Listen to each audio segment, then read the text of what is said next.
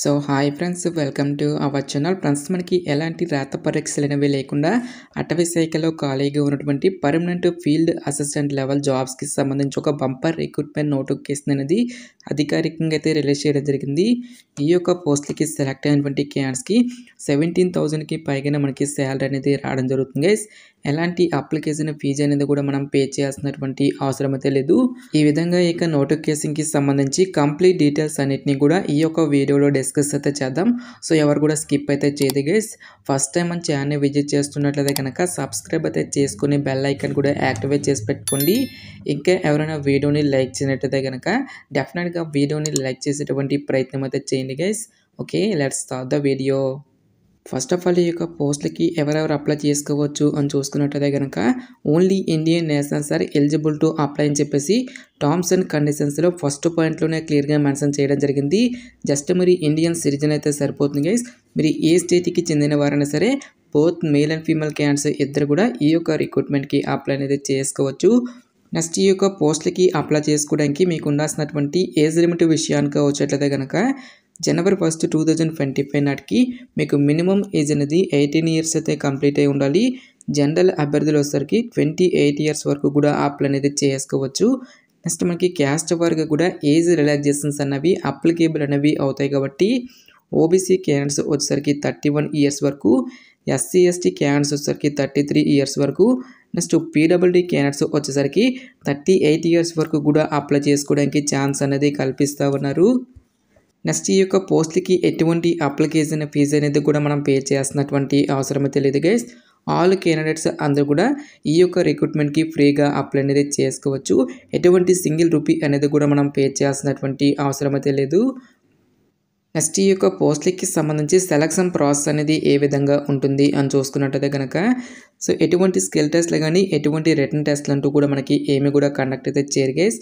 కేవలం మనకి ఒకే ఇంటర్వ్యూ ద్వారా ఈ యొక్క వేకెన్సీస్కి సంబంధించి సెలక్షన్ అనేది కంప్లీట్ అయితే చేయడం జరుగుతుంది. నెక్స్ట్ ఈ యొక్క పోస్టులకి సంబంధించి అప్లికేషన్ ప్రాసెస్ విషయానికి వచ్చేటైతే కనుక ఓన్లీ ఆఫ్లైన్లోనే అప్లై చేసుకోవాల్సి అయితే ఉంటుంది. సో ఇక్కడ నోటిఫికేషన్ లింక్ అనేది వీడియో డిస్క్రిప్షన్లోను కామెంట్ సెక్షన్ అయితే ప్రొవైడ్ అయితే చేస్తాను గైస్. ఫస్ట్ ఆఫ్ ఆల్ ఇక్కడ మనకి నోటిఫికేషన్లో ఇచ్చేటువంటి ఈ యొక్క అప్లికేషన్ ఫామ్ అనేది మీరు ప్రింట్అవుట్ అయితే తీసుకొని నేమ్ ఆఫ్ ద ప్రాజెక్ట్ దగ్గర నోటిఫికేషన్లో ఒక ప్రాజెక్ట్ నేమ్ అనేది ఇవ్వడం జరిగింది. యాస్టీజ్గా మీరు ఒక ప్రాజెక్ట్ నేమ్ అనేది ఇచ్చేసి మీరు ఏ పోస్ట్కి అయితే అప్లై చేస్తున్నారో ఒక పోస్ట్ నేమ్తో పాటు బ్లాక్ లెటర్లో మీ యొక్క ఫుల్ నేము, మీ యొక్క ఫాదర్స్ నేమ్తో పాటు యాజ్ పర్ 10th క్లాస్ మెమోలో ఏ విధంగా మీ యొక్క డేట్ ఆఫ్ బర్త్ అనేది ఉంటుందో ఒక డేట్ ఆఫ్ బర్త్తో పాటు January 1, 2025 నాటికి మీకు ఏజ్ అనేది ఎంతైతే ఉంటుందో సో ఒక ఏజ్ అనేది క్యాలిక్యులేట్ చేసి సో ఒక ఏజ్ అనేది మీరు ఇక్కడ వేయాల్సి అయితే ఉంటుంది. నెక్స్ట్ మీ యొక్క జెండర్తో పాటు మ్యూచువల్ స్టేటస్ మ్యారీడ్ అయితే మ్యారీడ్ అని, అన్మ్యారీడ్ అయితే అన్మ్యారీడ్ అని చెప్పేసి మీరు ఇక్కడ ఇవ్వాల్సి అయితే ఉంటుంది. నెక్స్ట్ మీ యొక్క క్యాస్ట్తో పాటు కరస్పాండెన్స్కి సంబంధించిన అడ్రస్సు, నెక్స్ట్ మీ యొక్క ఫోన్ నెంబర్తో పాటు ఈమెయిల్ ఐడి, పర్మనెంట్ అడ్రస్తో పాటు మీ యొక్క ఫోన్ నెంబర్ అనేది కూడా మీరు ఇక్కడ ఇవ్వాల్సి అయితే ఉంటుంది. నెక్స్ట్ మీ యొక్క ఎడ్యుకేషనల్ క్వాలిఫికేషన్కి సంబంధించిన డీటెయిల్స్ అన్నిటిని కూడా మీరు ఇక్కడ 1 by 1 అయితే ఫిల్ చేయాల్సి అయితే ఉంటుంది గైస్. నెక్స్ట్ ఇక్కడ మీరు 13th పాయింట్ దగ్గర మీరు నాట్ అప్లికేబుల్ అని చెప్పేసి ఈ విధంగా మీరు మెన్షన్ అయితే చేసేయండి గైస్. నెక్స్ట్ మీకు ఏ లాంగ్వేజెస్ అనేవి చదవడం, రాయగలగడం, మాట్లాడగలిగేటువంటి స్కిల్స్ అనేవి ఉంటాయో సో యొక్క లాంగ్వేజెస్ని మీరు ఇక్కడ చూస్ చేసుకోవాల్సి అయితే ఉంటుంది. నెక్స్ట్ ఇక్కడ మనకి కంప్యూటర్కి సంబంధించి కొన్ని అప్లికేషన్స్ అనేవి ఇవ్వడం జరిగింది. సో ఇక్కడ ఇచ్చేటువంటి ఈ యొక్క అప్లికేషన్స్లో మీకు ఎందులో అయితే నాలెడ్జ్ అనేది ఉంటుందో ఆ యొక్క బాక్స్లో మీరు ఈ విధంగా మీరు టిక్ మార్క్ అనేది చేయాల్సి అయితే ఉంటుంది. సో ప్రీవియస్గా మీకు ఏదైనా వర్క్ ఎక్స్పీరియన్స్ అనేది ఉంటే అక్కడ సంబంధించిన డీటెయిల్స్ అనేవి మీరు ఇక్కడ ఫిల్ చేయాల్సి అయితే ఉంటుంది. లేదంటే ఇక్కడ కూడా మీరు సేమ్ నాట్ అప్లికేబుల్ అని చెప్పేసి మెన్షన్ అయితే చేస్తాను గైస్.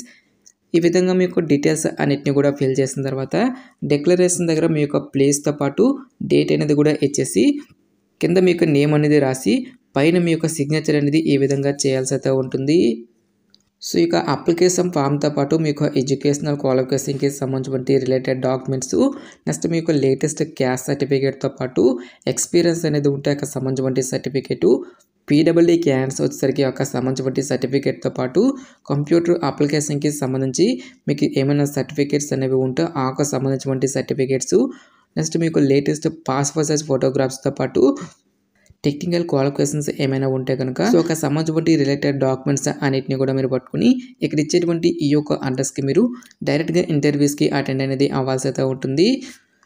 నెక్స్ట్ ఈ యొక్క పోస్ట్లకి సంబంధించిన పే స్కేల్తో పాటు ఎసెన్షియల్ ఎడ్యుకేషనల్ క్వాలిఫికేషన్ విషయానికి వచ్చేటైతే కనుక సో ఇక్కడ మనకి టైటిల్ ఆఫ్ ద ప్రాజెక్ట్ అని చెప్పేసి ఇవ్వడం జరిగింది.